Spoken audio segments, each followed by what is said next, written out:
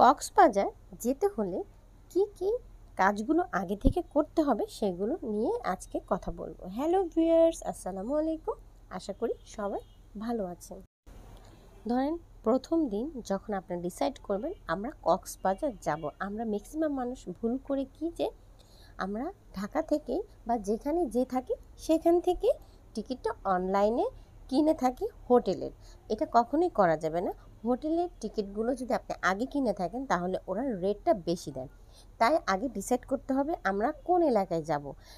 আর ট্রেনের টিকিটটা আমরা অবশ্যই চেষ্টা করব ট্যুরে যাওয়ার 1 মাস বা 15 দিন আগে টিকিটটা ক্রয় করা। এটা কিন্তু আসলে আমরা যখন ট্যুরিস্ট হিসেবে কোথাও যাব, এটা হুটহাট যদি ডিসাইড করা হয় সেক্ষেত্রে কিন্তু সিটগুলো খুব একটা বেটার পাওয়া যায় না। যাই হোক, আমরা কক্সবাজার গিয়েছিলাম শীতের সময়, বাট সময়ের অভাবে ভিডিওগুলো দেওয়া হয়নি। আর আমি কি কি প্রবলেম ফেস করেছি সেগুলো এখন শেয়ার করব।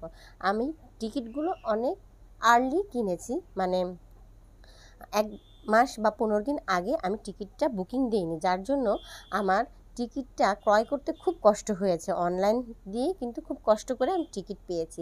তাই সবাইকে বলবো যে যখনই আপনারা বাচ্চাদেরকে নিয়ে ট্যুরে যাবেন ট্রেনে করে, তখন অবশ্যই 15 দিন বা 10 দিন আগে বা 1 মাস আগে অবশ্যই ট্রেনের টিকিটটা ক্রয় করে নেবেন।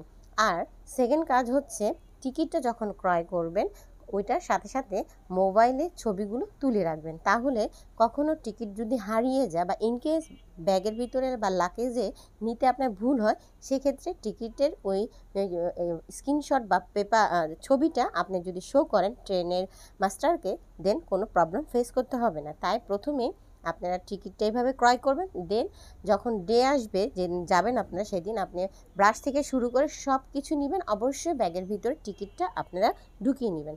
তারপর তো ট্রেনে উঠবেন। ট্রেনে উঠলে বাচ্চাদেরকে খুব সাবধানে হ্যান্ডেল করতে হবে। বাচ্চারা কিন্তু খুব এনজয় করে ট্রেনে, কিন্তু সাবধানে এটার জন্য বলা হচ্ছে ট্রেনটা খুব দুলে, সেক্ষেত্রে বাচ্চাটা যখন মুভমেন্ট করে তখন কিন্তু পড়ে যাওয়ার সম্ভাবনা থাকে। যাই হোক, আমরা কিন্তু কথা বলতে বলতে কক্সবাজার শহরে চলে আসছি। আমরা একটা অটোতে উঠলাম। অটোতে উঠে এখন আমার কাজ হলো আমরা জায়গায় জায়গায় হোটেল খুঁজবো। এখন হোটেল খুঁজবো, এর জন্য সিএনজি আলাকে জিজ্ঞেস করলাম যে আমরা হোটেলে যাব, কেমন হোটেল কোথায় কেমন ভালো। আমরা যেহেতু লাবণী বিচে যাব, সেক্ষেত্রে লাবণী বিচের কাছে একটা হোটেল পেলাম। সেই হোটেলে প্রথমে কিন্তু আমাদের রুম ভাড়া চেয়েছে ওরা 2500, আর একটা চেয়েছে হচ্ছে 3200। কিন্তু দেখেন ওইটা আমরা ঘুরে ঘুরে অনেক রকমে ওরা কথা বললো, বার্গেনিং করে করে লাস্ট আসলো মাত্র 1200 টাকায়। কিন্তু এসি রুমে থেকেছি দেখে হয়েছে 1500 টাকা। এখন অনেকে বলবেন কেন কম দামিটা আমরা গিয়েছি। আসলে আমি প্রতি বছরের ট্যুরে যদি যাই আমার অনেক খরচ হয়ে যায়। সেক্ষেত্রে এই যারা ট্যুরে যেতে ইচ্ছুক আর আমাদের মতো মধ্যবিত্ত যারা, তারা অল্প খরচে এইরকম এসি সহ ডাবল বেডের কেবিন আপনারা পেয়ে যাবেন 12 থেকে 1500 টাকার ভিতরে।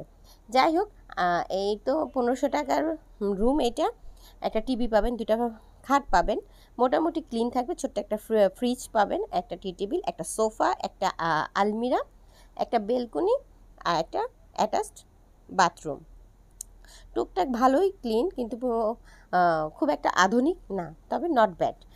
আমি দেখাবো যে লাবণী বিচ থেকে কতটা দূরত্ব এটা। অনেকে ভাববে খুব দূরে আমি এই হোটেলটা নিয়েছি, আসলে না।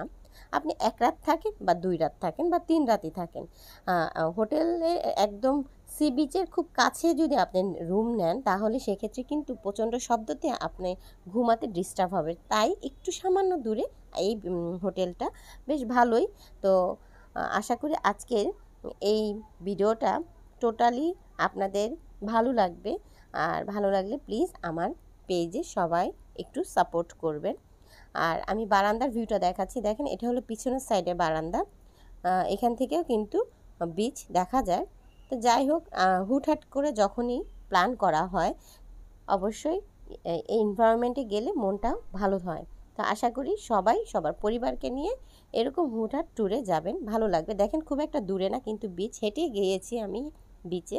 তো এই চেষ্টা করবেন বাচ্চাদেরকে নিয়ে অল্প খরচের ভিতরে এভাবে ঘুরে আসার, দেখবেন বাচ্চারাও ভালো থাকবে, আপনিও ভালো থাকবেন। তো আজকের মতো বিদায় নিচ্ছি, আল্লাহ হাফেজ।